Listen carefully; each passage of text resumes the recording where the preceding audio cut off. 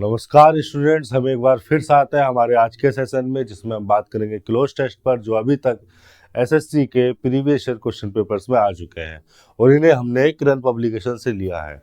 हम किरण पब्लिकेशन का 2023 addition follow कर रहे हैं, जिस पर लिखा हुआ है 16,500 प्लस, और इसका मीडियम ऑफ इंस्ट्रक्शन भी इंग्लिश में ही। अभी तक 10 या 11 क्लोज टेस्ट पर हम बात कर चुके हैं। ये हमारा आज का क्लोज टेस्ट है। 2023 एडिशन के हिसाब से 111वां क्वेश्चन जो है क्लोज टेस्ट से रिलेटेड आज हम डिस्कस करेंगे। ये आपके सामने क्लोज टेस्ट दिया हुआ है, एक पैराग्राफ है, सेंटेंसेस का कुछ ग्रुप है। सबसे पहले तो तेजी से इसको पढ़ना आना चाहिए, और तेजी से पढ़ने के साथ साथ तेजी से इसको समझ आना चाहिए।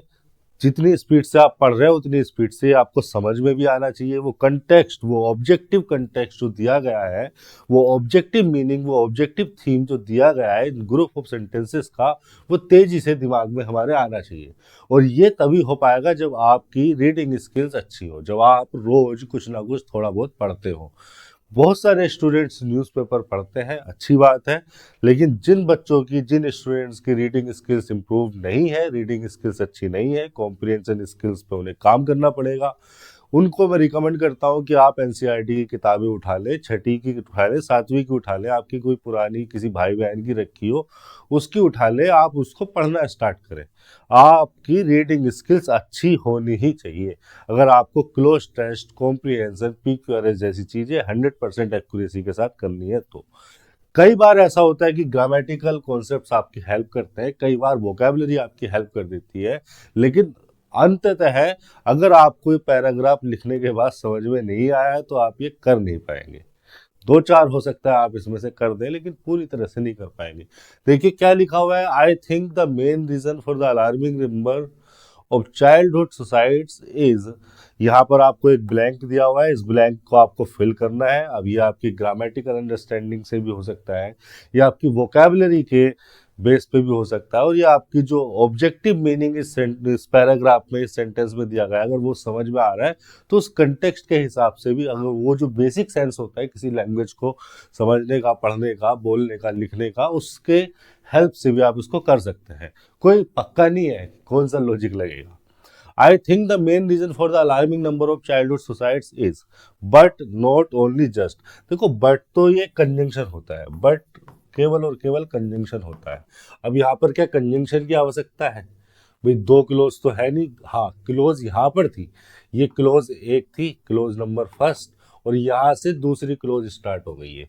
आई थिंक सब्जेक्ट और वर्ब एक क्लोज हो गई, और फिर the main reason for the alarming number of childhood suicides is, ये पूरा का पूरा एक सब्जेक्ट यूनिट हो गया, नाउन यूनिट है, और फिर यहाँ से दूसरा प्रेडिकेट स्टार्ट हुआ। तो अगर कंजंक्शन की आवश्यकता थी तो यहाँ थी, यहाँ होना चाहिए था कंजंक्शन। लेकिन ये थिंक, बिलीव, इस टाइप की जो वर्ब है, इनके साथ इस कंजंक्शन डैट को होता भी तो डैट कंजंक्शन होता, इस डैट कंजंक्शन को ड्रॉप कर दिया जाता है। नया ट्रेंड है। पहले इसको इनफॉर्मल कंसीडर किया जाता था, लेकिन अब एक्सेप्टेबल है। जब बड़े राइटर्स इस तरह की चीजें करने लगते हैं तो ग्रामेरियंस को ये बातें जस्टिफाई करनी पड़ती है। कंजंक्शन होता तो यहाँ होता, यहाँ तो कंजंक्शन की आवश्यकता है नहीं, तो बट को तो आप हटा ही दो। अब देखो ये ओनली और जो जस्ट होते हैं ना, ये एम्फेसाइज करने के लिए होते हैं, जोर डालने के लिए होता है। This is the only thing we are considering, this is just the reason. ठीक है, कोई अगर ओनली और जस्ट आप लगा रहे हैं तो पहली बात तो एक प्री डिटर्मिनर की तरह काम करता है। पूरी की पूरी जो नाउन क्लोज होती है, जैसे यहाँ पर क्या है, द एक्सेसिव प्रेशर, अगर हम आपको ये कहना चाहे कि ये जो द एक्सेसिव प्रेशर है, this is the only thing, this is just the thing, तो उसको एम्फेसाइज करने के लिए हम ओनली और जस्ट का इस्तेमाल करते हैं। इनको एडवर्ब या प्री डिटर्मिनर कंसीडर किया जाता है, पूरी की पूरी फ्रेज से पहले आ जाते हैं ये। तो क्या यहाँ पर ओनली और जस्ट को आ जाना चाहिए? ऐसे पता नहीं चलेगा। कई बार सेंटेंस में, पहले सेंटेंस में या दूसरे में या किस ब्लैंक में कौन सा वर्ड लिखा जाना है, कई बार कंटेक्स्ट से पता चलता है। और उस कंटेक्स्ट को जानने के लिए हमें पूरा पैराग्राफ या आगे के दो चार सेंटेंसेस पढ़ने पड़ सकते हैं। तो ये पढ़ने की स्पीड आपकी तेज होनी चाहिए, और समझने की भी ताकत होनी चाहिए, समझने की जो स्किल्स है वो भी होनी चाहिए। तो पूरा पढ़ देता हूं मैं। I think the main reason for the alarming number of childhood suicide is the excessive pressure placed on the children to study. They may compete successfully others when they grow and achieve worldly respect and position. The main reason is that. अब देखो यहाँ पर ये दूसरे या तीसरे sentence में लिखा हुआ है the main reason is that. The main reason is बोल के वो क्लोज खत्म हो गई और डेट लगा के दूसरी क्लोज स्टार्ट हो गई। तो मेन रीजन तो यहाँ पर दिया हुआ है। अगर मेन रीजन यहाँ पर दिया हुआ है तो ये तो मेन रीजन नहीं होना चाहिए, तो इसका तो निगेशन करना पड़ेगा, इसको तो नोट लिखना पड़ेगा। अगर आपको नहीं पता चल रहा था नोट ओनली जस्ट क्या है तो उसे छोड़ दो, आगे के सेंटेंसेस पढ़ लो, आगे देख लो क्या भरा जाना है क्या करना है।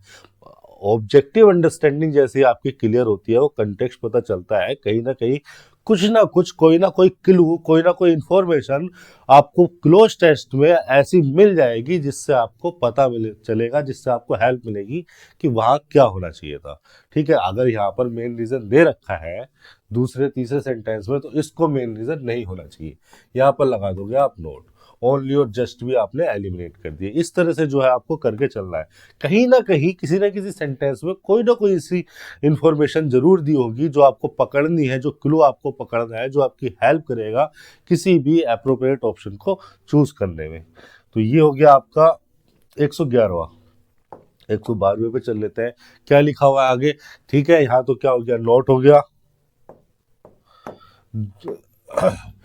I think the main reason for the alarming number of childhood suicide is not the excessive pressure placed on children to study।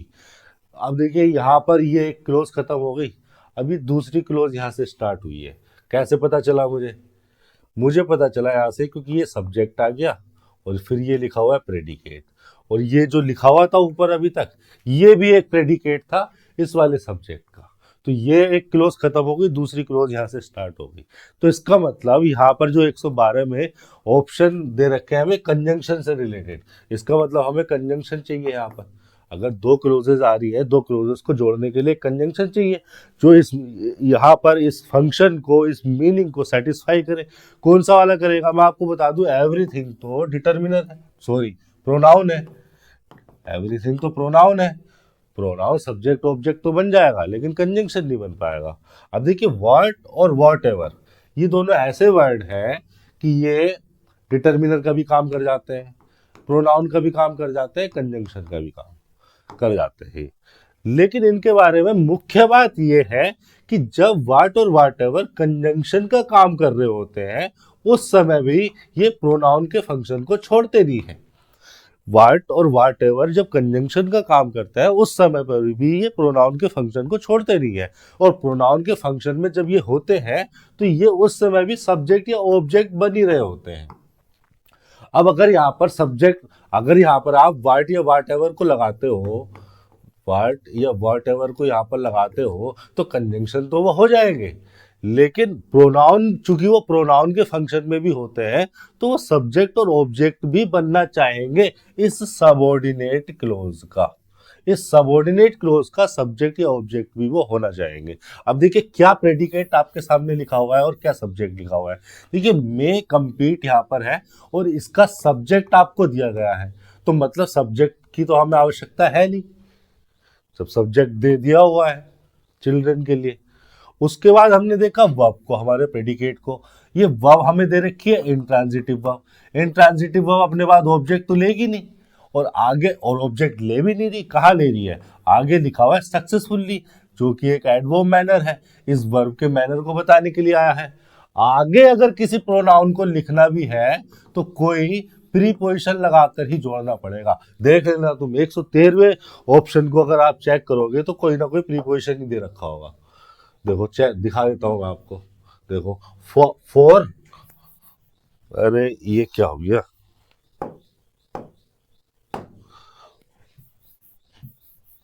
For, from, to, with, चारों ऑप्शन प्रीपोजिशन के दे रखे हैं क्योंकि 113वें में प्रीपोजिशन आना है और इस प्रीपोजिशन का ऑब्जेक्ट बनाएंगे हम अदर्स को जो कि एक प्रोनाउन के फंक्शन में है। तो इसका मतलब कंप्लीट हमारी इंट्रांजिटिव वर्ब है। कंप्लीट के साथ अगेंस्ट यूज कर सकते हैं हम, कंप्लीट के साथ विद यूज कर सकते हैं, कंप्लीट के साथ फॉर भी यूज कर सकते हैं। अभी मैं बताऊंगा आपको कि किस कंटेक्स्ट में क्या यूज करना है। फिलहाल इतना समझिए कि ये जो क्लोज दे रखी है इसके पास सब्जेक्ट भी है, ऑब्जेक्ट की इसको जरूरत नहीं है क्योंकि इंट्रांजिटिव वर्ब है, ऑब्जेक्ट लेगी नहीं, और उसके बाद अगर किसी प्रोनाउन को लिखना भी है तो क्योंकि प्रीपोजिशन लगा कर लिखना पड़ेगा इंट्रांजिटिव वर्ब होने की वजह से। तो हमें यहाँ पर 112वें ऑप्शन में सब्जेक्ट ऑब्जेक्ट की तो जरूरत ही नहीं है, हमें चाहिए केवल और केवल यहाँ पर कंजंक्शन, केवल और केवल हमें कंजंक्शन की आवश्यकता है। और वाट और वाट एवर तो ऐसे वर्ड है जो कंजंक्शन होने के साथ साथ प्रोनाउन भी होते हैं, मतलब कंजंक्शन वो बन जाएंगे लेकिन जब वो कंजंक्शन बनेंगे तो वो प्रोनाउन भी होते हैं। देखिए वाट, वाट एवर और डेट तीनों ही कॉम्पिटिटिव एग्जाम्स के लिए बहुत ज्यादा इंपॉर्टेंट है। तीनों एक साथ अगर ऑप्शन में आ जाते हैं तो यहाँ तो हमें एक क्लोज टेस्ट दिया हुआ है, सेंटेंस में कुछ फिल करना है, यहाँ तो हमने पता लगा लिया फंक्शन के आधार पर, लेकिन इनके मीनिंग और इनके फंक्शंस में कुछ सिमिलैरिटीज भी है और बहुत डिफरेंसेस भी है। इनकी सिमिलैरिटीज और इनके डिफरेंसेस को अच्छे से डिटेल में समझाने के लिए मैं एक लेक्चर तैयार करके यहाँ ऊपर आई बटन पे डाल दूंगा, इस वीडियो के एंड स्क्रीन पे भी उसका लिंक दे दूंगा और डिस्क्रिप्शन में भी उसे डाल दूंगा, डिस्क्रिप्शन में भी उस वीडियो का लिंक मिल जाएगा। वाट और वाट एवर और डेट तीनों के बीच के डिफरेंस पर हम बात करेंगे, मीनिंग में क्या डिफरेंस है, फंक्शन में क्या डिफरेंस है। तीनों ही बहुत अच्छे वर्ड है, आपके कॉम्पिटिटिव एग्जाम्स के लिए बहुत अच्छे वर्ड है। सेंटेंस इंप्रूवमेंट में अगर दोनों या तीनों ऑप्शन एक साथ आ गए तो कंफ्यूज कर देंगे, तो उस लेक्चर को भी देख लेना। फिलहाल आप इतना समझिए कि वाट और वाट एवर को अगर हम यहाँ कंजंक्शन के रूप में प्रयोग करते तो वो प्रोनाउन भी हो जाता, और प्रोनाउन होने की वजह से वो सब्जेक्ट और ऑब्जेक्ट बनता, और इस पूरी क्लोज में ना तो हमें सब्जेक्ट की आवश्यकता है और ऑब्जेक्ट की आवश्यकता है, इसलिए ये दोनों भी एलिमिनेट हो गए। बचा क्या डेट। डेट एक ऐसा वर्ड है जो कि प्रोनाउन हो सकता है, डिटर्मिनर भी हो सकता है, कंजंक्शन भी हो सकता है, लेकिन जब कंजंक्शन होता है तो केवल और केवल कंजंक्शन भी रहता है। हाँ, प्रोनाउन में भी एक ये रिलेटिव प्रोनाउन भी हो सकता है। हाँ, जब ये रिलेटिव प्रोनाउन होता है तब ये प्रोनाउन प्लस कंजंक्शन हो जाता है। देखिए ये डिफरेंस है, रिलेटिव प्रोनाउन हो सकता है डेट, तो तब वो प्रोनाउन प्लस कंजंक्शन दोनों के फंक्शन में होता है, कंजंक्शन का काम भी कर रहा होता है, प्रोनाउन का काम भी कर रहा होता है। लेकिन डेट केवल एक ऐसा वर्ड है जो केवल और केवल कंजंक्शन भी हो सकता है, तो हम यहां पर क्या लगाएंगे, डेट। ये हमारा सही ऑप्शन हो जाएगा, 112वें का थर्ड ऑप्शन। 113वें में देख लेते हैं, डेट में कंपीट सक्सेसफुली फॉर अदर्स। देखिए कंपीट के साथ आपको विद लगा हुआ मिलेगा, कंपीट विद समवन भी हो सकता है, और समथिंग, कोई कंपनी, कोई ऑर्गेनाइजेशन, इस टाइप का कुछ भी लिखा हो सकता है। कंपीट के साथ आपको अगेंस्ट भी लिखा हुआ मिल जाएगा, कंपीट के साथ आपको अगेंस्ट वही समवन या समथिंग।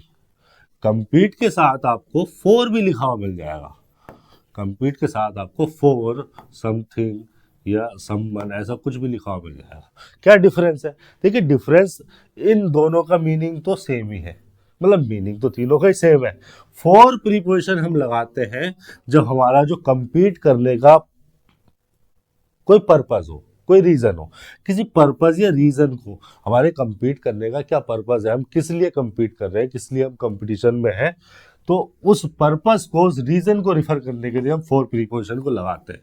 मतलब कंपीट के साथ अगर फॉर प्रीपोजिशन लगा रहे हैं तो फॉर प्रीपोजिशन के बाद निश्चित तौर पर ही कोई पर्पस या रीजन लिखा होगा हमारे कंपीट करने का, ठीक है। और कंपीट विद और कंपीट अगेंस्ट जब हम लगाते हैं तो ये विद और अगेंस्ट हम तब लगाते हैं जब हमारा यहाँ पर क्या हो, अपोनेंट लिखा हो, अपोनेंट या जिसके अगेंस्ट हम compete कर रहे हैं वो लिखा हो। अपोनेंट हो सकता है कोई दूसरा, कोई कंपटीटर हो सकता है, compete से ही एक वर्ड बनता है नाउन कंपटीटर, तो यहाँ पर समवन और समथिंग में कोई अपोनेंट या कोई कंपटीटर लिखा होगा। लेकिन विद और अगेंस्ट में भी थोड़ा सा माइनर से डिफरेंस है, बहुत ज़्यादा ग्रामरियंस इसको नहीं जानते हैं, समझते हैं, वो सिर्फ इतना कह देते हैं कि compete विद ज़्यादा यूजुअल है, ज़्यादा इस्तेमाल होता है compete अगेंस्ट के अपेक्षा, यानी कि ये कंपीट के साथ विद प्रीपोजिशन ज्यादा इस्तेमाल होता है, कंपीट अगेंस्ट कम इस्तेमाल होता है। लेकिन एक और डिफरेंस है, देखिए जब हम कंपीट के साथ अगेंस्ट लगाते हैं ना, तो हमारा जो अपोनेंट होता है उस पर हमारा मेन फोकस होता है, मेन टारगेट होता है। हमारा कंपीट करने का मेन फोकस, मेन टारगेट क्या है, अपोनेंट है। लेकिन जब हम कंपीट के साथ विद लगाते हैं ना, तो हम इस तरह के मीनिंग को कन्वे कर रहे होते हैं कि हमारा मेन फोकस कंपटीटर पे नहीं है, अपोनेंट पे नहीं है, वो तो कंपटीशन में हम पार्टिसिपेट कर रहे हैं, जो भी कंपटीटर हो, जो भी पार्टिसिपेंट हो। तो यहाँ पर मेन फोकस हमारा कंपटीशन पे है, यहाँ पर मेन फोकस हमारा कंपटीटर पर है, उस अपोनेंट पर है। तो जो हम अपने कंपटीशन के फोकस को किसी कंपटीटर पर, किसी अपोनेंट पर टारगेट करते हैं, उसके उस पर हमारा मेन फोकस होता है, तो हम अगेंस्ट यूज करते हैं।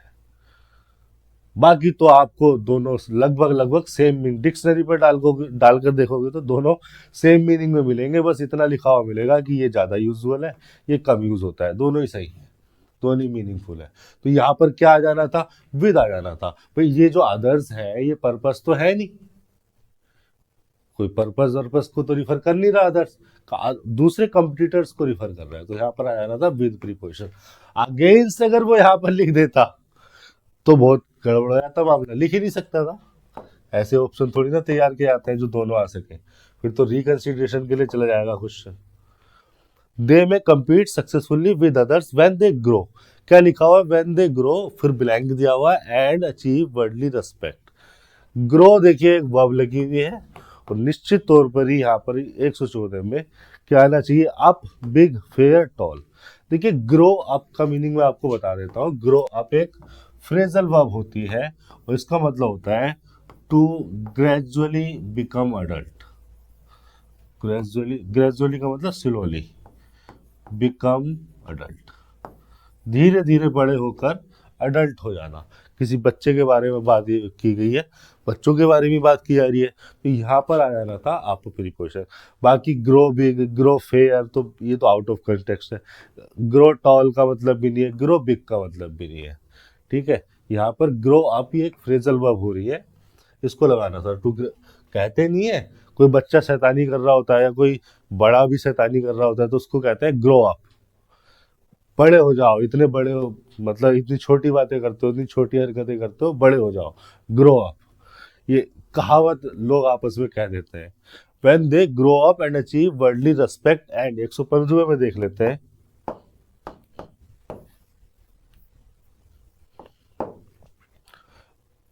When they grow up and achieve worldly respect and low position, high position, equal, similar।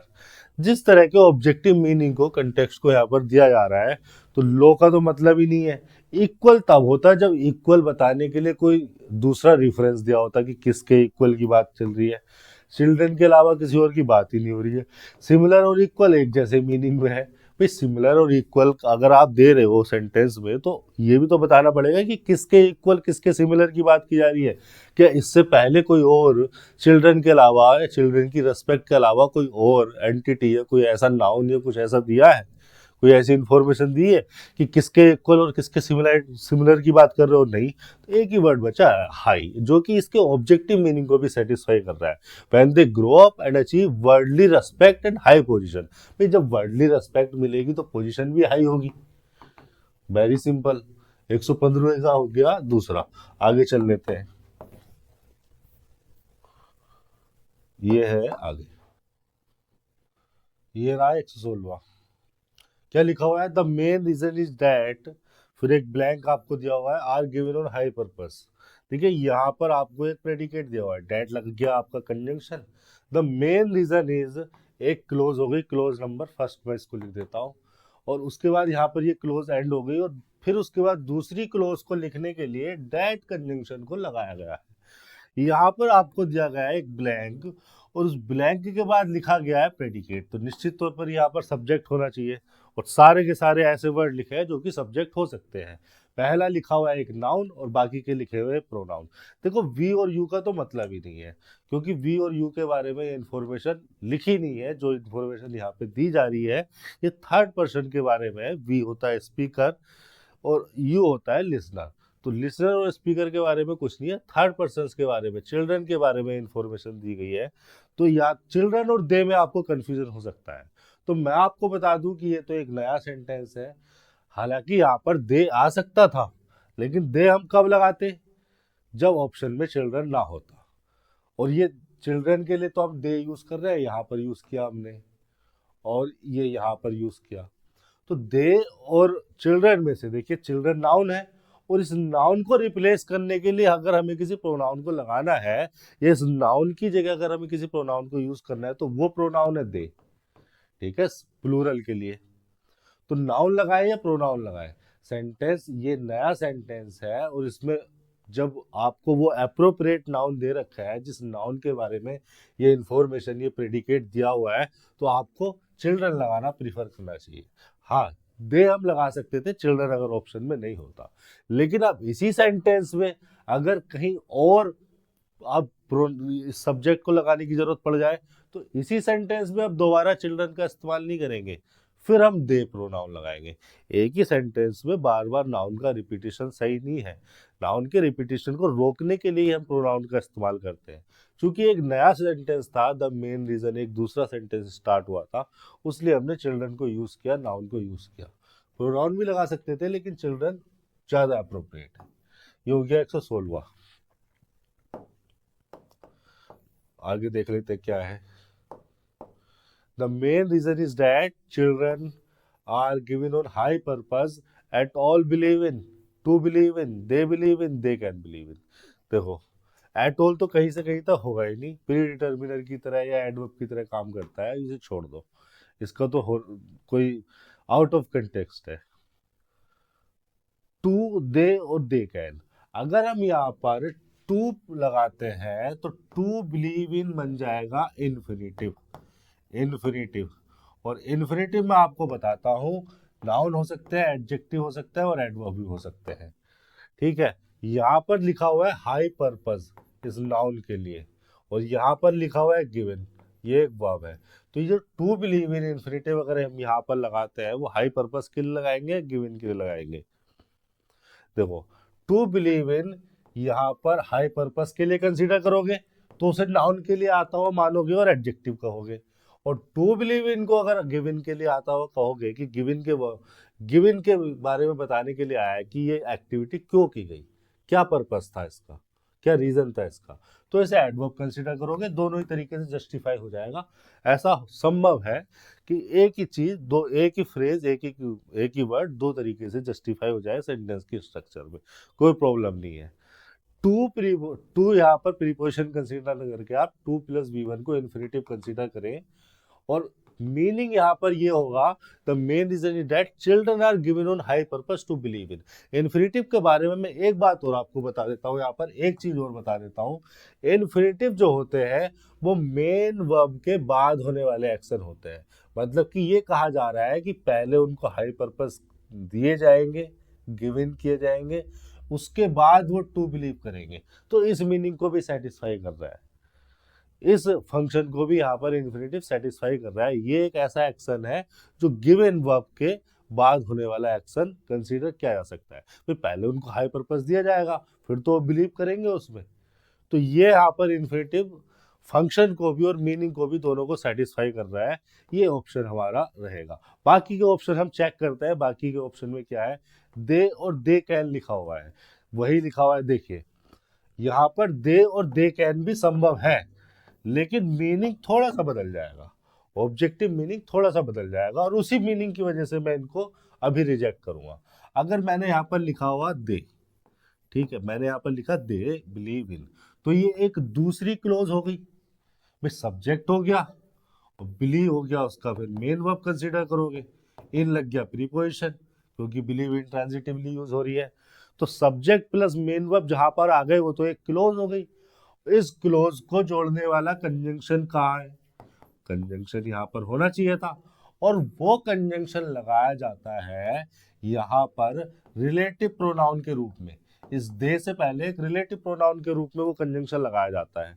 कहने को ऐसे लिखा जाना चाहिए था ये close, which they believe in, इस तरह से लिखा जाता ना तो आप एकदम पकड़ जाते। भाई बिलीव होगी मेन वर्ब इस क्लोज की, ये हो गया सब्जेक्ट, चूंकि बिलीव इंट्रांजिटिव वर्ब है तो अपने बाद ऑब्जेक्ट लेगी नहीं, लेकिन इन लगा दिया हमने प्रीपोजिशन, और इस प्रीपोजिशन का आ गया ऑब्जेक्ट ये विच। चूंकि ऑब्जेक्ट बन रहा है तो रिलेटिव प्रोनाउन है, और रिलेटिव प्रोनाउन है तो अपने एंटीसीडेंट के लिए लगाया गया होगा। एंटीसीडेंट है क्या, जी हाँ, कौन सा एंटीसीडेंट, हाई पर्पस। इस हाई पर्पस में ही तो बिलीव करने की बात कर रहे हो। तो दे और दे कैन दोनों ही यहाँ पर सिंटैक्टिकली जस्टिफाइबल है। देखिए कितना कितना माइनर सा डिफरेंस है। अगर आप ग्रामर के कॉन्सेप्ट को समझते हैं, अगर आप मेरी अप्रोच को फॉलो करते हैं, कितना माइनर सा डिफरेंस है दे और दे कैन में। दे कैन आपको पता है एबिलिटी बताने के लिए आता है, और दे बिलीव इन हम यहाँ पर लिख रहे हैं, तो दे बिलीव इन से हम एक परमानेंट नेचर के फैक्ट को, परमानेंट नेचर की इंफॉर्मेशन को दे रहे हैं। तो क्या यहाँ पर एबिलिटी बताने की बात की जा रही है? क्या एबिलिटी को, एबिलिटी से रिलेटेड इंफॉर्मेशन देने की बात की जा रही है? हो सकता है, नहीं भी हो सकता। लेकिन मेरे कहने का मतलब ये है कि अगर हम यहाँ पर दे बिलीव इन लगाते हैं, तो हम ये कह रहे हैं कि उन्हें जो पर्पस दिया गया है उसमें वो ऑलरेडी बिलीव करते हैं। क्या इस ऑब्जेक्टिव मीनिंग को कन्वे करने के लिए यहाँ पर इस तरह की इंफॉर्मेशन लिखी है? भाई पहले पर्पस उनको दिया गया है, फिर उसके बाद वो उसमें बिलीव करना स्टार्ट करेंगे, या उन्हें वो पर्पस दिया गया है जिसमें वो ऑलरेडी बिलीव करते हैं? पूरे पैराग्राफ को अगर आप पढ़ पा रहे हैं तो वो रीजन बता रहा है। The main reason is that children are given on high purpose to believe in, या ऑलरेडी जिसमें वो बिलीव करते हैं वो पर्पस उनको दिया गया है। आगे देखो, children today are to be cynics at an age when they an absolute need. वो उसी पर्पस को, उसी उसी पर्पस की वैल्यू को बता रहा है कि क्या किस तरह के पर्पस दिए जाते हैं, क्या उन्हें सिखाया जाता है, क्या उन्हें बताया जाता है। तो उस पर्पस को तो देने की आवश्यकता है ही नहीं जिस पर्पस में वो ऑलरेडी बिलीव करते हैं। उनके ऑब्जेक्टिव मीनिंग ये है, कंटेक्स्ट ये है कि बच्चों के दिमाग में ऐसी बातें डाली जाती हैं ताकि वो उनमें बिलीव कर सके, या आने वाले समय में उनमें बिलीव करें। वो उनके दिमाग में भरते रहेंगे, छोटे छोटे बच्चों के दिमाग में भरते रहेंगे, तुम्हें ये होना है, तुम्हें ये करना है, तुम्हें ये बनना है, ताकि उसकी अपनी अंडरस्टैंडिंग हो जाए खत्म, और वो पोलराइज हो जाए। पोलराइज मतलब एक डायरेक्शन में हो जाए, जिस डायरेक्शन में उसके पेरेंट्स चाहते हैं। देखिए ये कितनी बड़ी बात है। जो छोटे बच्चे होते हैं वो चारों दिशा में सोचते हैं, लेकिन जब वो बड़े होने लगते हैं, धीरे धीरे एडल्ट होने लगते हैं, तो उनका ध्रुवीकरण कर दिया जाता है, उनको पोलराइज कर दिया जाता है। इसको बोलना चाहिए ब्रेन पोलराइजेशन, या मेंटेलिटी पर्सपेक्टिव पोलराइजेशन, इस टाइप का कुछ कहना चाहिए इसको, मुझे नहीं पता, कहते भी होंगे तो नहीं। तो बच्चों का ना ध्रुवीकरण कर दिया जाता है, एक ही डायरेक्शन में, एक ही डायरेक्शन में, एक ही डायरेक्शन में। वो बच्चा जब 7, 8, 10 साल का था, जो चारों दिशाओं में सोच रहा था, कुछ भी कर सकता था, उसको आपने एक ही दिशा में साथ दिया। This is the polarization of human mind. हालांकि यहाँ पर वापस आता है, तो यहाँ पर अगर आप ऑब्जेक्टिव मीनिंग को देखेंगे तो उन्हें वो पर्पस दिया जाता है जिनमें उन्हें अभी बिलीव करना है, इसीलिए तो दिए जा रहे हैं, इसीलिए तो उनका पोलराइजेशन हो रहा है। और यही मेन रीजन है कि उन पर एक्सेसिव प्रेशर इसीलिए डाला जा रहा है। तो यहाँ पर दे और दे कैन इस ऑब्जेक्टिव मीनिंग की वजह से मेरे को सही नहीं लगे, टू यहाँ पर सही हो जाना चाहिए था। टू प्लस बिलीव इन, यानी कि इन्फिनेटिव यहाँ पर लगा देंगे। हम उन पर्पस की बात नहीं कर रहे जिसमें वो ऑलरेडी बिलीव करते हैं, उन पर्पस को देने की बात नहीं की जा रही है। ऐसे पर्पस को देने की बात की जा रही है जिसमें आने वाले टाइम में वो बिलीव करें, इन्वेस्ट करें, आगे लेके चले। तुम्हें इंजीनियर होना है, तुम्हें डॉक्टर होना है, तुम्हें ये होना है, तुम्हें वो होना है, तुम्हें आईएएस आईपीएस होना है, इस तरह के पर्पस, इस तरह के हाई पर्पस दिए जाते हैं। अच्छा, मैं मेरी सोसाइटी के रिलेवेंट बात कर रहा हूँ, मैं इंडियन सोसाइटी के रिलेवेंट बात कर रहा हूँ। हालांकि यहाँ पर किसी सोसाइटी का नहीं दिया, तो हाई पर्पस से कोई भी पर्पस हो सकता है। तो आगे चलिए बात कर लेते हैं, ज्यादा आउट ऑफ कंटेक्स्ट जाएंगे तो टाइम बहुत लग जाएगा। The main reason is that they are given on high purpose to believe in. Children today 118 पर आ जाते हैं पहले, ये है हमारे 118वें option. Children today are to be cynics, बी लगी है तो वर्ब की थर्ड फॉर्म ही होगी, चारों वर्ब की थर्ड फॉर्म है। ग्रामर तो कोई हेल्प करेगी नहीं, चारों वर्ड अलग है, मीनिंग हेल्प करेगा। देखिए टोल्ड का मतलब क्या है, टेल का मतलब है टू से समथिंग टू समवन, या to give someone information, any information लिख देता हूं। किसी को कोई इंफॉर्मेशन देना या किसी से कुछ कहना मतलब टेल। टोट का मतलब क्या है, टीच का मतलब क्या है, ये होना चाहिए वर्ड टीच। टीच का मतलब है टू गिव समवन नॉलेज, किसी को नॉलेज देना मतलब उसको टीच करना। या टू ट्रेन समवन, किसी को ट्रेन करना है किसी एक्टिविटी के लिए, ये भी टीच हो गया।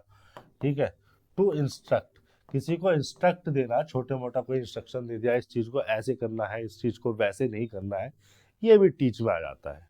ब्रॉट अप का क्या मतलब होता है, ब्रिंग अप का क्या मतलब होता है, ये होना चाहिए सवाल। ब्रिंग अप बेस फॉर्म है। ब्रिंग अप का मतलब होता है to raise and care for a child, to raise and care for a child, किसी बच्चे का पालन पोषण करके उसको बड़ा करना, bring up. To raise something के मीनिंग में भी ये आ जाता है, लेकिन ज्यादातर केसेस में इसका ये मेन मीनिंग है, प्राइमरी मीनिंग ये है। ब्रिंग अप का मतलब किसी बच्चे को पाल पोस के बड़ा करना, to raise and care for a child. To raise something के मीनिंग में भी आ जाता है। आस्क का मतलब क्या है, आस्क का मतलब एक तो यही है टू इंक्वायर, किसी से कुछ पूछना किसी इंफॉर्मेशन के बारे में, टू इंक्वायर इंक्वायरी करना। एक मीनिंग इसका टू ऑर्डर या रिक्वेस्ट भी हो सकता है, इनडायरेक्ट वे में ऑर्डर या रिक्वेस्ट करना, ये भी हो सकता है।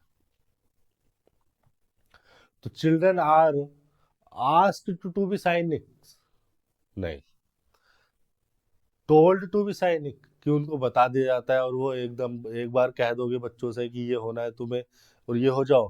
ठीक है। टू बी साइनिक, साइनिक के बारे में बता देता हूँ। एक ऐसा पर्सन, चलिए मैं लिखवा देता हूँ क्योंकि अच्छा वर्ड है, ये आपकी वोकैब में भी हेल्प करेगा। साइनिक, साइनिक का मतलब a person who believes that people are motivated only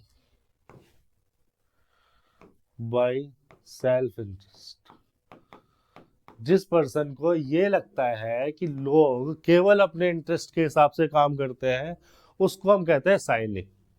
या a person concerned with ones own interest, जो केवल अपने इंटरेस्ट अपने फायदे के बारे में सोचता हो, दूसरों से कोई मतलब नहीं है, उसको भी साइनिक कहा जा सकता है। या ऐसा पर्सन जो कि दूसरे किसी व्यक्ति के बारे में, किसी दूसरे लोगों के बारे में, कुछ लोगों के बारे में ये सोचता हो, या सभी के बारे में ये सोचता हो कि यार ये अपने फायदे के बारे में सोच रहे हैं केवल, उसको भी साइनिक कहा जा सकता है। फॉर एन एग्जाम्पल, जैसे हम गर्मियों के मौसम में जब बहुत ज़्यादा गर्मी हो जाती है तो हमारे सिख भाई क्या करते हैं, वो पानी पिलाते हैं, रूह अफ़ज़ा पिलाते हैं, शरबत पिलाते हैं सड़कों पर आने जाने वाले लोगों को रोककर। ये उनका निस्वार्थ भाव से, सेवा भाव से एक काम होता है। लेकिन स्वार्थी पर्सन, हाँ स्वार्थी कहा जाता है हिंदी में, लेकिन साइनिक, स्वार्थी मुझे पता नहीं, शायद मैंने सुना हो तो कह दिया। साइनिक पर्सन उनके इस एक्टिविटी को, जो कि सिख भाई सेवा भाव से कर रहे हैं, इसमें भी कोई ना कोई इंटरेस्ट ढूंढ लेगा, इसमें भी कोई ना कोई रीजन ढूंढ लेगा और कह देगा नहीं, कोई ना कोई तो इनका जो है सेल्फ इंटरेस्ट इसमें छिपा है, इसलिए ये ऐसे पानी पिला रहे हैं। इसको कहा जाता है साइनिक। वापस आते हैं। ठीक है। Children today are told to be cynic, कि उनसे कह दिया उनसे कि साइनिक होना है और वो हो जाएंगे। ब्रिंग अप, ब्रिंग अप तो का तो मीनिंग ही सेटिस्फाई नहीं होगा यहाँ पर, टॉट। ठीक है। उनको ट्रेन ऐसे किया जाता है, उनको इंस्ट्रक्शन ऐसे दिए जाते हैं, टॉट यहाँ पर ज्यादा अप्रोप्रिएट लगेगा आपको, वर्ब की थर्ड फॉर्म। उनको ट्रेन इस तरह से किया जाता है, उनको उनको जो है इंस्ट्रक्शन इस तरह के दिए जाते हैं कि उन्हें साइनिक्स होना है at an age when they. ठीक है। अब आस्क नहीं, यहाँ पर कोई इंक्वायरी नहीं हो रही है, कोई ऑर्डर नहीं। टोल्ड ऐसा भी नहीं है कि एक बार उनसे कह दिया उनसे कि साइनिक होना है तो आपको हो जाएंगे।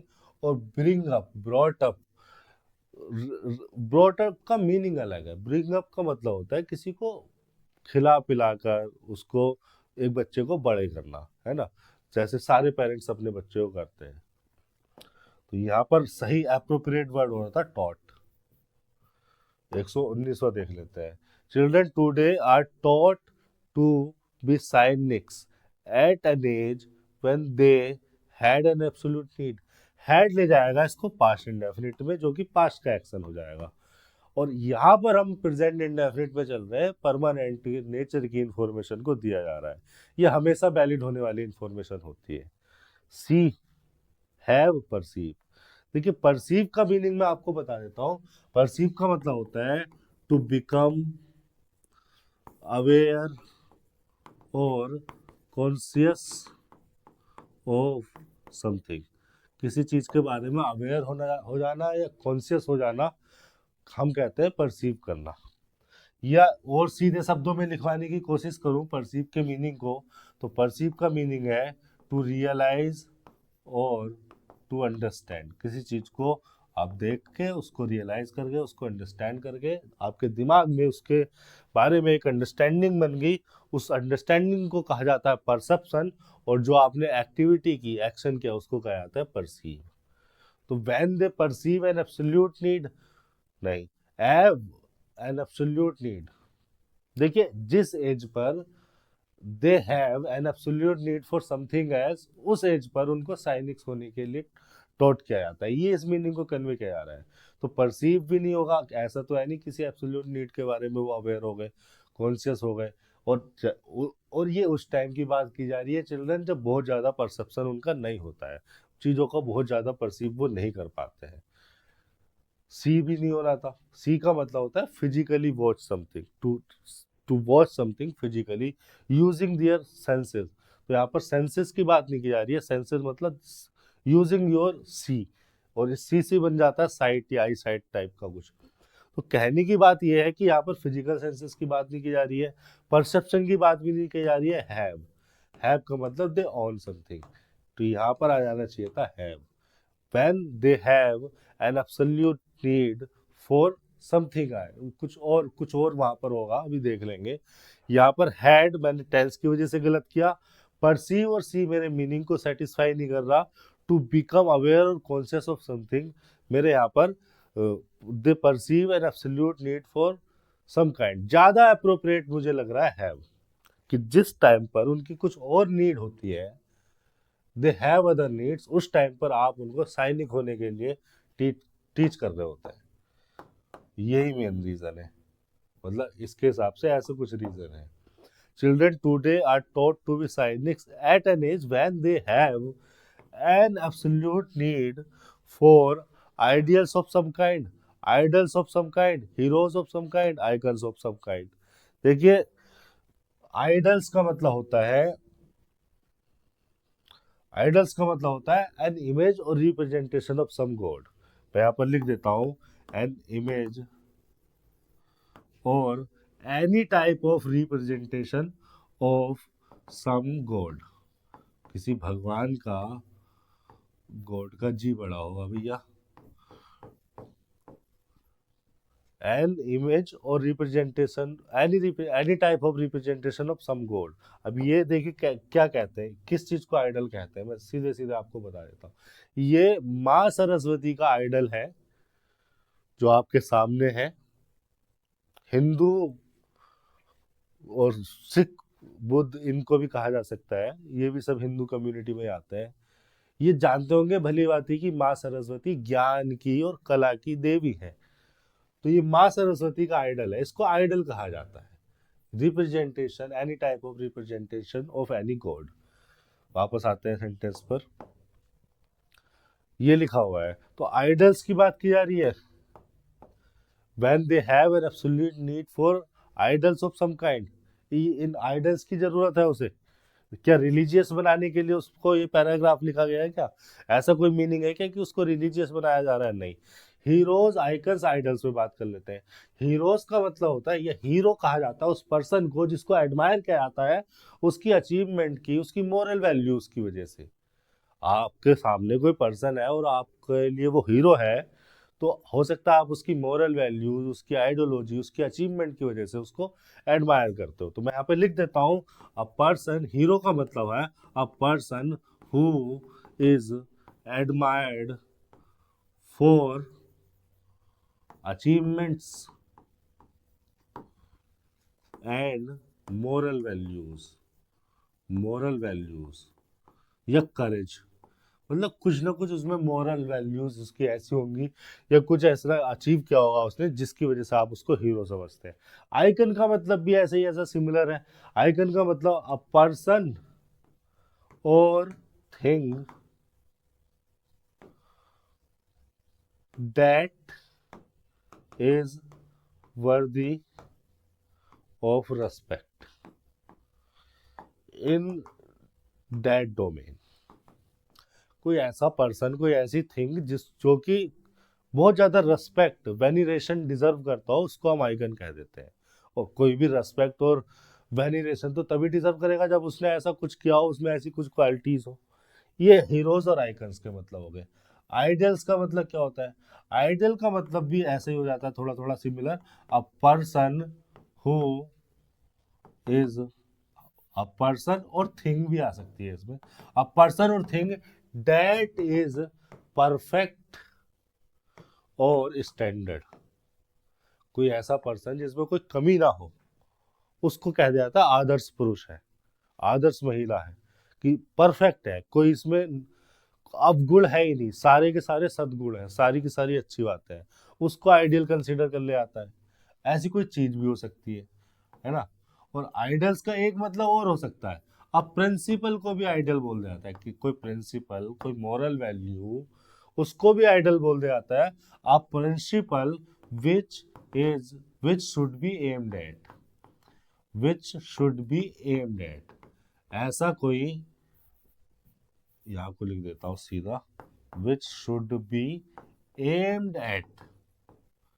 ऐसी कोई मोरल वैल्यूज, ऐसी कोई प्रिंसिपल जिस पर हमें एम करना चाहिए, जिसको हमें अपना उद्देश्य ऑब्जेक्टिव बनाना चाहिए कि ऐसा होना है, उस प्रिंसिपल को भी हम क्या कह देते हैं? आइडल कह देते हैं। तो यहाँ पर क्या मीनिंग होना चाहिए? यहाँ पर उन्हें किसी विशेष प्रकार के हीरो की, आइकन की जरूरत है क्या? नहीं। इस आइडियल के दूसरे मीनिंग को यहाँ पर लगाकर देखोगे तो ऑब्जेक्टिवली ये मीनिंग ज्यादा सेटिस्फाई करेगा। कहा यह जा रहा है कि children today are taught to be cynics. एक ऐसा पर्सन जो कि अपने इंटरेस्ट की बात करता हो, अपने फायदे की बात करता हो, उनको ये सैनिक होने के लिए, सैनिक बनने के लिए सिखाया जाता है। At an age when they have an absolute need for ideals of some kind. जिस टाइम में, जिस समय में, जिस एज में उनके पास प्रिंसिपल्स होने चाहिए, वो मोरल वैल्यूज होनी चाहिए कि वो एम कर सके अपनी लाइफ को बेहतर बनाने के लिए, उस टाइम पर उन्हें सेल्फ इंटरेस्ट के बारे में सिखाया जाता है, सैनिक होने के लिए बोला जाता है या सिखाया जाता है। इस तरह का ऑब्जेक्टिव मीनिंग को यहाँ पर कन्वे किया जा रहा है। देखिए, ऐसा जो मैं बोलता रहता हूँ कि इस ऑब्जेक्टिव मीनिंग को पकड़िए, इस ऑब्जेक्टिव कंटेक्स्ट को पकड़िए, इस ऑब्जेक्टिव मीनिंग को, इस ऑब्जेक्टिव कंटेक्स्ट को आप तब तक नहीं पकड़ पाएंगे जब तक आप अपनी रीडिंग स्किल्स को इम्प्रूव नहीं कर लेते हैं। आप जब पढ़ने लगेंगे, जब आपकी रीडिंग स्किल्स इम्प्रूव होने लगेगी, तब आपको समझ में आने लगेगा कि किस तरह से राइटर्स लिखते हैं, क्या लिखने की कला होती है उनकी। मुझे न्यूज़पेपर पढ़ने की आदत है, मैं काफी समय से न्यूज़पेपर्स पढ़ रहा हूँ, अलग अलग देशों के न्यूज़पेपर, मैगजीन्स में पढ़ता हूँ, मुझे शौक है। पढ़ के तुरंत समझ में आना चाहिए कि राइटर क्या लिखकर क्या कन्वे करना चाह रहा है। ये तो सीधे सीधे पैराग्राफ होते हैं। अगर आपको कोई ऐसी सिचुएशन दे दी, रीडिंग बिटवीन लाइंस, एक इडियम आता है, आपके कॉम्पिटिटिव एग्जाम्स में भी आया होगा, रीडिंग बिटवीन लाइंस, मतलब लिखा कुछ और है लेकिन मीनिंग में कन्वे कुछ और किया जा रहा है। ऐसा कोई पैराग्राफ, ऐसा कोई क्लोज टेक्स्ट एसएससी ने दे दिया तो वो तो हिलेगा ही नहीं। मतलब लिटरली जो लिखा है, लिटरली कन्वे नहीं करना है, मेटाफोरिकल सेंस में हर चीज को लेना है। Reading between lines, hidden meaning को समझिए कि मेटाफोरिकल सेंस में क्या कहा जा रहा है। तो आप अपनी रीडिंग स्किल्स को इम्प्रूव कीजिए। रीडिंग स्किल्स को इम्प्रूव किए बिना आपसे क्लोज टेस्ट नहीं होगा। उस ऑब्जेक्टिव मीनिंग को, कंटेक्स्ट को समझना बहुत जरूरी होता है। आज के लिए इतना ही, मिलेंगे अगले लेक्चर में। धन्यवाद। और वो लेक्चर मैं यहाँ पर आई बटन पर डाल दूंगा, वाट एवर और डेट के बीच का डिफरेंस एंड स्क्रीन पे आपको मिल जाएगा, इस टाइम तक आ गया होगा, तो वो जो है आप जरूर देख लें, वो आपके लिए काफ़ी हेल्पफुल रहने वाला है। Thank you.